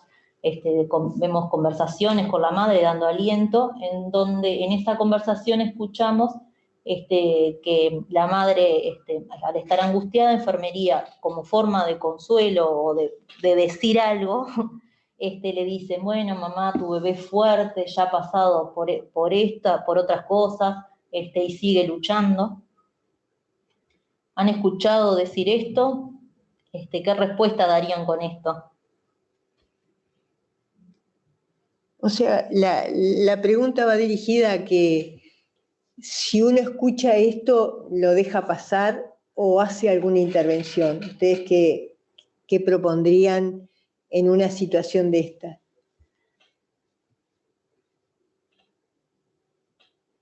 Giovanna, ¿estás visible? ¿Puedes decir algo? Estás caminando, pobre. No se escucha yo. No se escucha. Capaz que está silenciada. Acabando la batería y estoy buscando el cargador. Ese es mi tema ahora. Las estaba escuchando igual y lo único que se me ocurre pensar es estar y acompañar, si acaso, no sé, ponerle la mano en el hombro, acariciarle la cabeza a la madre, consuelo. Eso es lo que se me ocurre ahora. Bien. A veces el estar y como tú decís, ese contacto físico dice mucho más que las palabras. Y hay palabras o frases que debemos evitar, ¿no? Como esa obligación de ser fuerte y seguir luchando, que es ponerle una impronta a un pequeñín de estos muy grande, a una expectativa a la mamá que no se adecúa a la realidad, o sea, estamos ante una situación muy crítica en la que sabemos que el bebé puede fallecer, entonces no tenemos que faltar a la verdad, o sea, no podemos, yo sé que estas son palabras que se dicen habitualmente, y es más, si uno las escucha, bueno, en ese momento capaz que no dice nada, deja pasar, porque, ¿no? Evidentemente, no quiere decir que en algún momento no estén bien, pero generalmente no lo están. Entonces uno debiéramos repasar qué frases tenemos para esta situación, y como tú bien dijiste, yo optaría por el silencio, por la mano en el hombro, acompañar a esa mamá desde el sentimiento y no desde las palabras. Bueno, durante el acto quirúrgico, una de las licenciadas, bueno, se acercó a la familia para consultar si necesitaban algo. Ellos se encontraban próximos ahí al CTI, donde se estaba realizando la cirugía, en un estar que tenemos para los padres, y ve que la madre está muy esperanzada, acompañada de la abuela, lo que ante dicha actitud de la familia, y como también decíamos, como que nosotros vemos como otra realidad, ¿verdad? Y saber la verdadera situación de lo que se acercaba, solicita apoyo a la doctora Rita, por no saber cómo actuar, pero sí poder en ese momento identificar que algo no estaba pasando, que algo no estaba bien y que esa familia estaban obviando el momento por el que se estaba pasando. Sí. No, iba a hacer un comentario con respecto a eso, o sea, es muy importante lo que hizo enfermería ahí, porque lo que nos pasa con los bebés que están en CTI es que en la vorágine de hacer, perdemos de la mirada de cuando hay un punto en el que no se vuelve para atrás y donde hay que dar un paso nosotros al costado y dejar pasar a los papás. Como ellos bien decían, los papás no estaban tan conscientes de esta posible evolución. O sea, si bien se dice que la operación tiene riesgo, ¿verdad? O sea, no es que no se le diga, pero de ahí a realmente tenerlo en cuenta como una posibilidad, a veces dista mucho. Y en este caso pasaba que la expectativa, la esperanza eran muy desmedidas o sea, no estaban ajustadas a la realidad, y pasaba que realmente el chiquito entró a deteriorarse de forma grave, ¿no? No sé si querés seguir un poquito más. Bueno, posterior a la cirugía, ingresan los padres, en ese momento se le realiza reanimación con ellos presentes, dado que era su voluntad, ¿verdad? Ante la situación se decide dejar solos, brindando privacidad y ponerse a las órdenes, dando espacio, pero quedándonos ahí, bueno, haciéndoles saber que estamos ahí presentes. Vamos a hacer la diferencia que en el momento que se estaba reanimando, en realidad los invitamos a los papás a pasar, porque uno de los miedos que tuvimos fue que realmente falleciera y que los padres no pudieran despedirse. O sea, el afán de seguir haciendo y de que el bebé saltara esta etapa, nos hacía un poco perder la vista de que eso no era posible y de que estos papás necesitaban despedirse y hacerse a la idea. Entonces, ellos presenciaron la reanimación hasta que, bueno, fallece el bebé y después, como ella dice, se genera un área de mayor intimidad para que puedan despedirse. Sí. En cuanto a enfermería, bueno, vemos gestos de comprensión ante la situación, como hoy hablábamos también, que decía Giovanna, manos acariciando el hombro de la madre, del padre, estando ahí presentes, sin interponernos y dejarlo, o sea, en su espacio y su privacidad, pero bueno, sabiendo que estamos ahí. Bueno, los médicos y enfermería a cargo del recién nacido, estuvimos siempre presentes durante el acontecimiento, se le consultó a la madre y al padre si querían tenerlo en brazos, se acondicionó, los pudieron sostener en sus brazos, se le preguntó si quería que entrara la abuela materna, que era la que estaba acompañándolos, accedieron, bueno, ingresó la abuela, estuvo con ellos, Y bueno, y nuevamente el momento ese donde no sabemos si decir o no decir y qué decir, y bueno, en esta oportunidad nos quedamos ahí expectantes, esperando a que ellos, ante la necesidad, bueno, que sea lo que ellos necesiten, ¿verdad? No dijimos nada. No, es que el silencio es muy importante. Sí. O sea, otra vez más, un ejemplo de cuando el silencio es bienvenido. Porque ellos, yo en un momento me acerqué y le dije, pueden hablarle al bebé. El papá estaba como un poco distante del bebé y le puse la mano sobre el pecho para que pudiera conectar más, ¿verdad? Y realmente hubo un cambio ahí. La abuela, en cuanto yo le dije que podía hablar, empezó a hablarle, empezó a tomar las riendas en eso, y realmente pudieron lograr una despedida con muchísimo respeto de todos los demás, estando presentes, obviamente, pero sin demasiada intervención, ¿sí? Y el silencio es muchas veces lo que más necesitan, ¿sí? No creo que haya palabras que en ese momento puedan llenar ese espacio. Después, cuando ellos se les confirmó que no tenía más latiditos ahí, la mamá como sintió la necesidad de dejarlo en la incubadora, de despedirse, ¿verdad? Se les planteó vestirlo y bueno, fueron a buscar ropita para traerle, para ponerle. Por supuesto que ellos ya tenían muchas fotos durante la internación. Uno tiene la sensación de que pudieron despedirse, pero estuvimos a un paso de que no lo pudieran hacer, porque a veces perdemos ese punto donde, bueno, es necesaria la despedida de los padres, ¿sí? Y no la podemos perder de vista. Y en eso enfermería fue brillante porque se dio cuenta que hubo un momento en el cual esto no tenía vuelta para atrás, ¿no? Y eso hizo el cambio. Y si esa despedida se pudo dar es porque enfermería notó ese punto de inflexión, donde de acá para adelante ya no era lo mismo. Sí.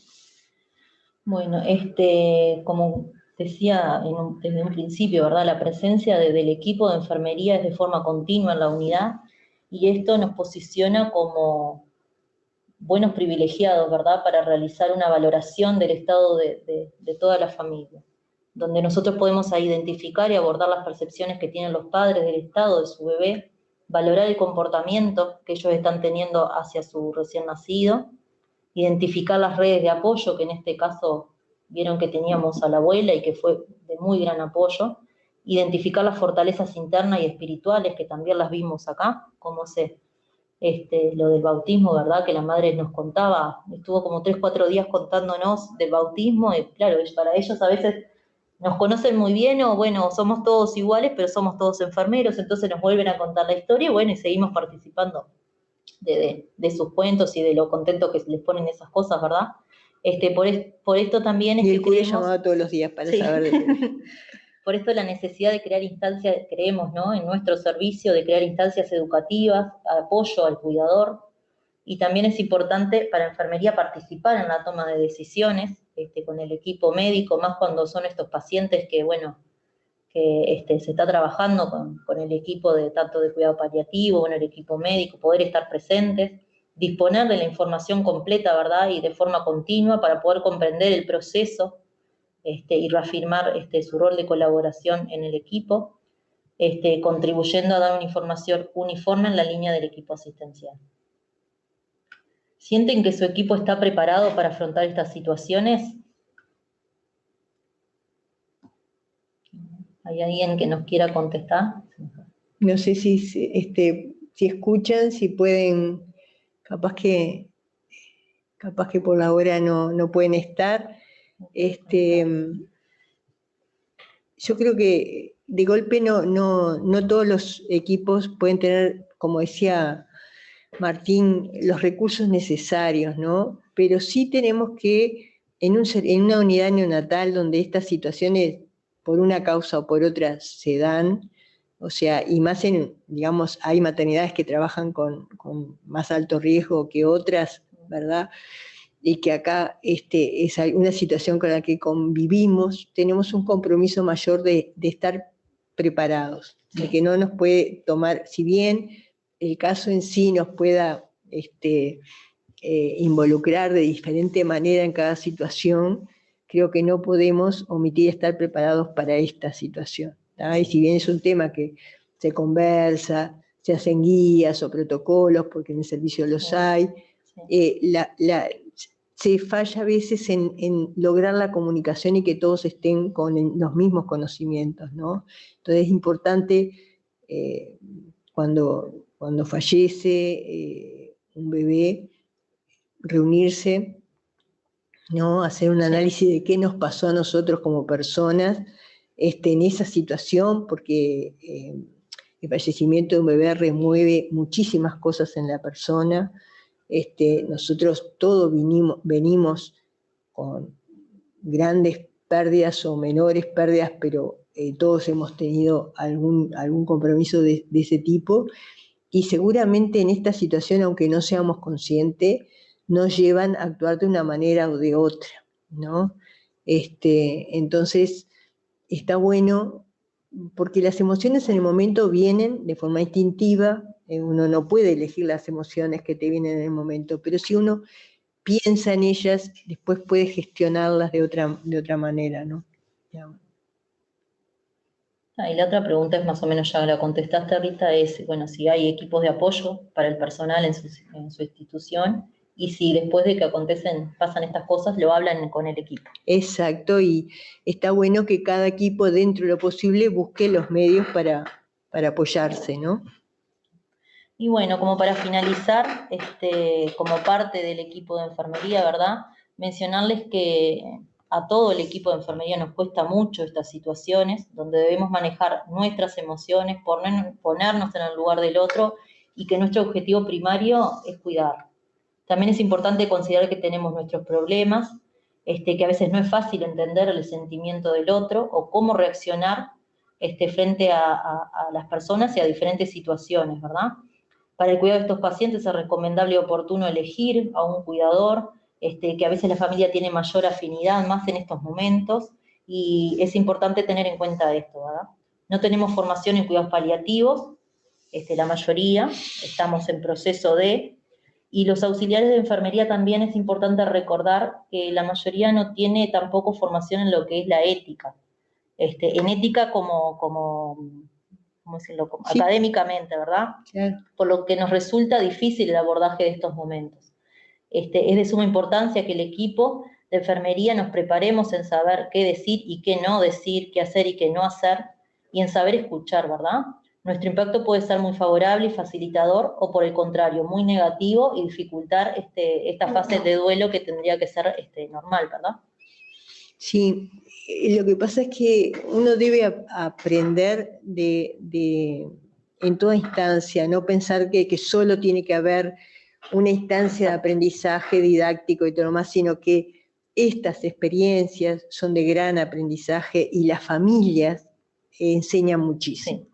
Sí. Entonces uno tiene que desarrollar esa habilidad de observar, como decía Martín, observar estando presente para que toda esa información que la familia nos da, porque seguramente te enriquece y frente a otra situación vas a estar más enriquecida, ¿no? Claro. Y a veces lees un capítulo del libro y te quedará una frase, pero lo que te deja la familia no te lo olvidas nunca. Eso es así. No sé si alguien quiere hacer algún comentario. Bueno. Muchas gracias, Stephanie. Bueno, muchas gracias a ustedes. La verdad que muy lindo presentaste el caso. Es un caso que además ejemplifica a muchos otros, ¿no?, que nos han tocado vivir, y un poco resaltar esto del paciente crítico en CTI que muchas veces hacemos, y que tenemos que aprender. Esa sensibilidad que enfermería tiene por estar todo el tiempo al lado del paciente, nosotros tenemos mucho que aprender de eso, ¿ah? Porque no hay reglas, no hay escalas que nos digan, bueno, este paciente va a fallecer y tenemos que darle el protagonismo a los padres que merecen, porque los padres necesitan sentirse padres, necesitan tener sus recuerdos, ¿verdad? Y necesitan que su hijo no se vaya solo, que se vaya con todo el amor de ellos. Entonces, para hacer eso posible, alguien dice que morir en brazos de los padres es el equivalente a un adulto ir a morir a su casa, ¿no? Es una muerte en paz. Entonces, creo que tenemos que seguir ejercitando, y capaz que me podés ayudar con esto otro que ahora voy a hablar, que yo sé que tenés que volver a la unidad, pero hay una parte de la encuesta que queremos hacer sobre cómo trabajar justamente a detectar esta situación. Entonces, capaz que enfermería puede ayudar mucho. Claro que sí. Así que ya te estamos invitando. Sí, claro que sí. Bueno, muchas gracias, Estefania. Bueno, entonces vamos a un poco rapidito a invitarlos a este trabajo, que puede ser tanto personal como institucional, donde si es institucional necesitamos la autorización de la institución y del comité de ética de la institución. El trabajo, el proyecto se llama Adecuación del esfuerzo terapéutico como estrategia al final de la vida en la unidad neonatal. Un poco basado en esto que hablábamos, ¿no? ¿Cuándo tenemos que empezar a adecuar? En realidad, adecuamos todo el tiempo, porque siempre estamos midiendo beneficios, riesgos, y estamos haciendo la mejor opción, siempre la estamos eligiendo. El tema es que acá es un momento crítico donde moviliza muchas emociones y donde tenemos que poner en juego esta adecuación del esfuerzo terapéutico. Entonces, que tiene que ser un proceso, no un momento ni la decisión de una persona sola, que va a estar basada en los principios bioéticos, que tiene que tener en cuenta los fines de la medicina, o sea que cuando no podemos curar, podemos siempre cuidar, y cuando la muerte es inevitable hay que acompañar y hay que buscar una muerte tranquila. Que esos, los principios de los cuidados paliativos, del proteger el confort, el bienestar, tratar el dolor o otros síntomas que aparezcan, tener en cuenta la calidad de vida y después la calidad de muerte, ¿no? Y una ética deontológica profesional, de enfermería, de médicos, que no podemos apartarnos de ella. Entonces, adecuación del esfuerzo terapéutico se define como la decisión inmediata sobre la no implementación o la retirada de terapéuticas médicas al anticipar que no conllevarán un beneficio significativo al paciente. Elegimos esta definición, hay otras que de golpe pueden, y ustedes si tienen alguna, pero sí es bueno usar el término de adecuación del esfuerzo terapéutico al de limitación del esfuerzo terapéutico, ¿sí? Porque el de limitación habla mucho, o da idea de que, y sin embargo, los esfuerzos se van dirigidos a otro objetivo. No es que vamos a no hacer, esa frase, no vamos a hacer nada, o no hay nada más para hacer, está lejos de la... Entonces, nos vamos a tener que preguntar cómo respetamos los fines de la medicina, que el Hastings Center en 2004 enuncia. Vamos a tener que ver este contexto, que no pocas veces estamos en la unidad y vemos todo este contexto, y cómo rescatamos al bebé de ahí, cómo rescatamos el momento en el cual estas cosas no le hacen bien. Es muy importante que sepamos esto, o sea, es así como aprender a hacer todo esto y a darle al bebé todo lo que necesita, también tenemos que saber hacer el no poner tratamientos fútiles y el sacar tratamientos que no respondió, y el adecuar y hacer lo mejor para el bebé en ese momento. Entonces, ¿cómo respetar la ética deontológica, verdad? El hecho de ser profesionales nos obliga a un respeto. ¿Cómo respetamos los principios bioéticos? En cada decisión vamos a tener que identificar qué problema bioético tenemos atrás para cuidarlo, para protegerlo y para responder acorde. El cuidado paliativo, que antes había un tratamiento curativo y después se pasaba al paliativo, que ahora conviven, mucho tiempo, pero cada vez se va graduando a mayor escala el cuidado paliativo cuando el tratamiento curativo no puede lograr su efectividad en la curación, y cada vez lleva más tiempo en cuidados paliativos, pero empiezan juntos. Cuando hay una enfermedad que amenaza la vida, lo correcto es que empiecen juntos. Y ir viendo la individualidad de cada paciente, ¿sí? Pero después hay un cuidado de final de vida, y ese es el que creemos que en las unidades neonatales tenemos que desarrollar. ¿Por qué? Porque todo esto nos abruma, todo esto nos costó muchas horas de estudio y de práctica para absorber y poder hacer esto bien. Pero nadie nos enseña a no hacer o a retirar o a cómo hacer un proceso de ecuación de esfuerzo terapéutico. Entonces, debemos identificar al final de la vida, porque ¿cómo la identificamos? ¿No? Como en el caso anterior, paciente que siempre estuvo grave, que estuvo con amenazas de su vida, pero ¿cómo identificamos que hay un punto de inflexión en el cual ya no hay una vuelta para atrás, ¿verdad? Porque nos pasa en la unidad que, nace un prematurito, le damos todas las chances, pero empiezan las complicaciones, la hemorragia de grado 4, la enterocolitis, y seguimos. Entonces, ¿cuál es el punto que debiera decir, este prematurito ya demostró que es periviable y que le dimos todas las chances y que no puede sobrevivir? Pero eso no es fácil de decidir desde la óptica del hacer. Nadie le va a no darle la oportunidad a un bebé, y no es correcto que solo en el momento del nacimiento, sin ni siquiera haberlo hablado con los padres, uno tome esa decisión, ¿ya? Pero sí después que nadie nos enseña para saber parar. Entonces, creo que tenemos que afinar la observación para detectar y adecuar las medidas que hacemos a otro objetivo, o sea, se adecúan a otro objetivo, no en cantidad o calidad.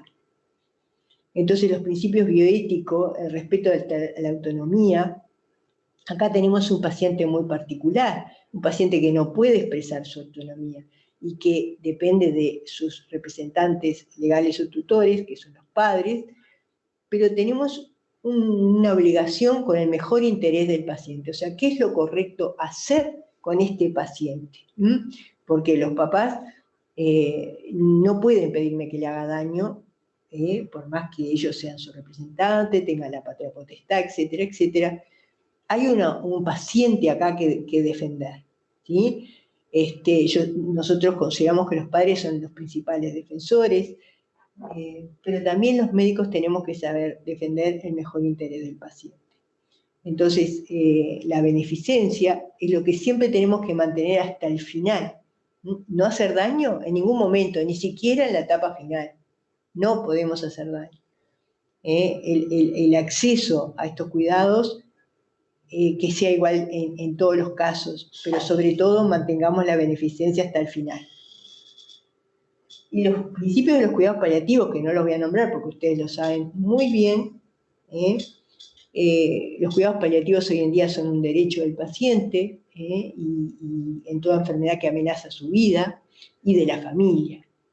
Entonces hay que permitirles un acceso adecuado, de lo posible desde el comienzo del diagnóstico de esta enfermedad que amenaza la vida, y buscar los cuidados paliativos. Lo que quiero destacar de los principios es que asumen o contemplan la muerte natural por su enfermedad, cosa que en otro contexto se toma la muerte como un fracaso terapéutico, y entonces nos ensañamos en seguir haciendo cosas. Los cuidados paliativos evitan la muerte que se puede evitar, pero la muerte que es por la enfermedad, la evolución natural de la enfermedad, la asume y trata de darle el mayor bienestar, que tenga su acompañamiento correcto con la familia, que no tenga dolor, ¿verdad? Y hay un principio importante que tenemos me quedó mal escrito ahí, importante que tener en cuenta, que es el principio del doble efecto. ¿no? Porque muchas veces se malinterpreta cuando hacemos algo que tiene un efecto no tan bueno, ¿no? Como por ejemplo sedar al paciente. El tema es que, bueno, le bajamos la conciencia, ¿no? Que en este caso es para tratar un síntoma, ¿no? Por ejemplo, un paciente que estuviera en final de vida y que estuviera con convulsiones, ¿sí? Entonces, bueno, lo vamos a sedar buscando el efecto bueno que es tratar el síntoma, ¿sí? Entonces, un síntoma que no podemos tratar de otra manera, al final de la vida, podemos tener que tratarlo con una pseudoanalgesia. Entonces, el objetivo de este proyecto, en principio, es describir la situación, cómo nos está yendo en este momento, y aportar indicadores de calidad de este proceso. El describir la situación actual la podríamos hacer con una encuesta, que la estamos pensando, ahora la mostramos un poquito, y una revisión bibliográfica, ¿tá? Tanto nacional como internacional. ¿Sí? Hay muchos trabajos que ahora voy a mostrar algunos. Y el aportar indicadores de este proceso es un poco más engorroso, si se quiere, desde el punto de vista, porque requiere tomar datos, hacer una ficha de recolección de datos durante el proceso, o sea, hacerlo prospectivo y poder que cada uno en su unidad plantee usar una ficha de recolección de datos para llenar durante el proceso de adecuación de esfuerzo terapéutico. Entonces, nos planteamos un cronograma que podría ser el principio, podría llevarnos 2 meses entre la revisión, la encuesta y, bueno, toda esta revisión y invitación de los diferentes actores, y después la recolección de indicadores de calidad. Esto podría llevarnos un poco más, 3 meses tal vez, para analizar los datos que se recolectan en un mes y la publicación otro mes. Es muy importante poner pautas para revisión bibliográfica, ¿verdad? Si son los últimos 10 años, las palabras claves, generalmente acceso a texto completo, ¿verdad? Y bueno, y qué tipo de bibliografía se recaba. En esta primera revisión que hicimos, última revisión, encontramos algunos trabajos como este chileno, donde en cuidados intensivos pediátricos, donde se refiere a limitación de ingresos a CTI, que son el 64,80% de las adecuaciones del esfuerzo, la no instalación de tratamiento, un 90%, órdenes de no reanimar, un 95%, retirada de tratamientos, un 55%. Si bien éticamente tienen el mismo valor no iniciar que retirar, el impacto emocional en el personal es diferente.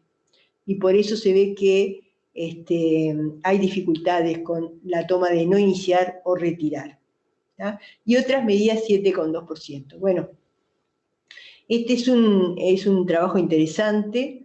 Después hay otro de recomendaciones sobre toma de decisiones y cuidados al final de la vida en neonatología, del Tejedor Torres, que es un doctor español que tuve oportunidad de conocer en la formación de bioética, y ahí plantea como un algoritmo de que se podía proceder sobre el proceso.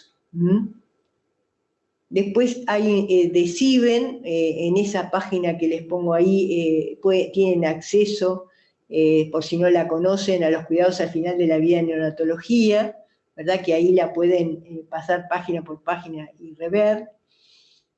Después tenemos este otro artículo donde habla, los cuidados al final de la vida deben aplicarse integrados en un plan de cuidados paliativos global, de forma multidisciplinar, con el objetivo de cubrir las necesidades de los pacientes y familiares, tanto físicas, psicosociales, emocionales y espirituales. Por ejemplo, bautizar a un bebé que está internado y que altamente probable se muera, es una de las atenciones espirituales que podemos hacer, pero hay muchas otras, ¿verdad? A veces las personas están peleadas con su fe, y bueno, y eso les agrega mucho estrés y tenemos que... Entonces, habla de una cosa muy interesante este artículo, que es Proyecto Humanizando los Cuidados Intensivos, que dice la deshumanización de los pacientes en UCI. Dice, tienen una pérdida de identidad y apariencia, tiene una pérdida de habilidad de comunicación, una pérdida de habilidad para autorrepresentación, una pérdida de soporte familiar, una pérdida de control, una pérdida de respeto, una pérdida de privacidad. Entonces, yo los iba a invitar a que pensaran en eso en la unidad neonatal, ¿qué representa? Entonces, en la encuesta podríamos usar una escala de Likert del 1 al 5, desde totalmente de acuerdo a totalmente en desacuerdo, que puede ser al revés, ¿no?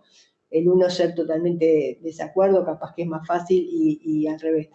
Pero donde se ponga edad, profesión, o sea, no datos identificatorios, pero sí edad, profesión, años de recibido, el cargo, la antigüedad, si trabaja en público o privado, o ambos, si ha participado en decisiones de adecuación de esfuerzo terapéutico, si no, si es no, bueno, que conteste una serie de preguntas basadas en esa escala, y si es sí, describa el proceso de alguna de las situaciones que le resultó fácil y otra que le resultó muy difícil. En la parte B, acá ponemos una escala como de caritas, para ver también, para ir más a los ánimos, pero vamos a categorizar un número de X de viñetas con los niveles de atención de adecuación, ¿verdad? 1, el esfuerzo total, diagnóstico y terapéutico. Categoría 2, no reanimación cardiopulmonar. Categoría 3, enfermos que no deben ser sometidos a medidas extraordinarias. Y categoría 4, medidas de confort, cuidados terminales. El nivel puede variar con el tiempo en ambos sentidos. O sea, respetando esas variaciones que hay con el tiempo, tratar de adecuar a esto las viñetas que pongamos, o sea que tendrían que categorizar. Y después se arma, ahí en esas viñetas vamos a poner alguno de los principios éticos para que se reconozca y se identifique, a ver si lo tiene presente. En los indicadores de calidad, ahí necesitamos una ficha de recolección de datos, ¿verdad? Sobre los registros clínicos del momento, ¿verdad? Que se identifiquen los problemas éticos que discuten en el caso de la adecuación, ¿verdad? Capaz que un esbozo, esto es un esbozo simplemente porque no está totalmente culminado, de poner la edad gestacional del paciente, los días de vida, la patología, el motivo de AED, cuál es la discusión o qué proceso lleva, quiénes participan de una entrevista, si está cuidados paliativos y qué observaciones le ameritan en la entrevista. O sea que en cada entrevista habría que llenar unos datos, ¿verdad? Entonces, también con la revisión bibliográfica, con la encuesta y la recolección de datos, de esa manera poder hacer la discusión y las conclusiones y la bibliografía al respecto. Bueno, desde ya lo estamos invitando a participar de pensar en este proyecto, que dentro de unos pocos días espero poder mandárselos como preliminar para que aporten, pero nos pueden escribir por mail para tirar ideas antes de que termine y se presente para su aprobación. No sé si alguien de los presentes quiere comentar algo, si le ha tocado vivir una situación de estas últimamente.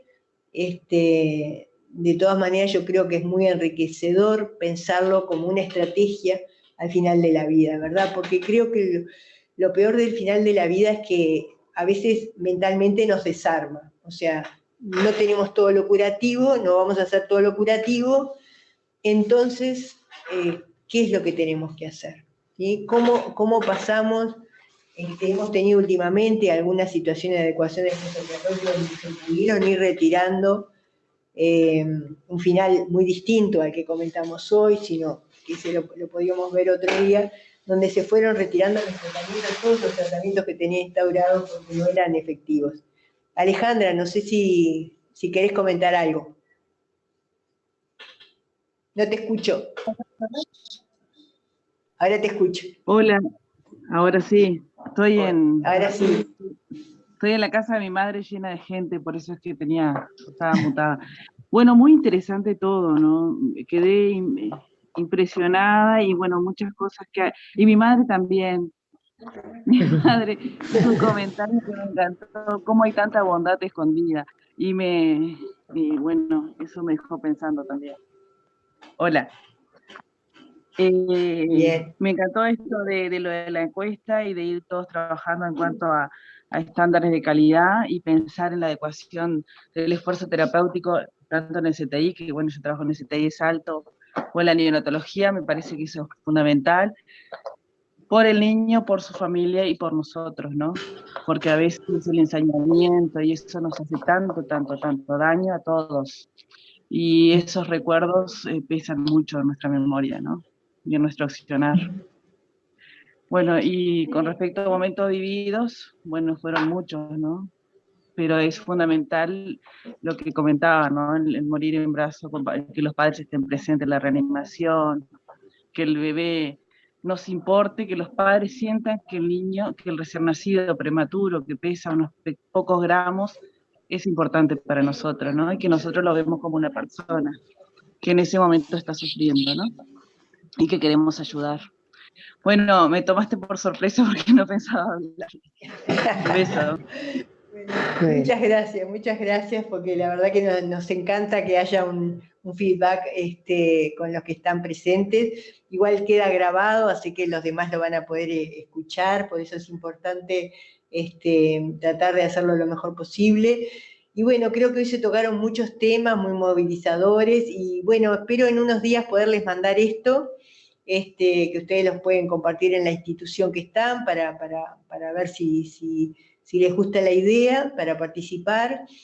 Yo creo que es una movida interesante en que tenemos que como adecuarnos y aprender de esta situación, ¿sí? Yo lo que le decía a la NERS, aprendí muchísimo de las propias familias, ¿no? O sea, los libros te dan muchos conocimientos, pero cuando uno va y se enfrenta a una situación y aprende a observar lo que le pasa a las familias, es un aprendizaje enorme. Entonces creo que tenemos que hacer un aprendizaje junto a ellos de estas situaciones, identificar esos indicadores de calidad, ¿no? Porque creo que todo lo debemos hacer de la mejor manera.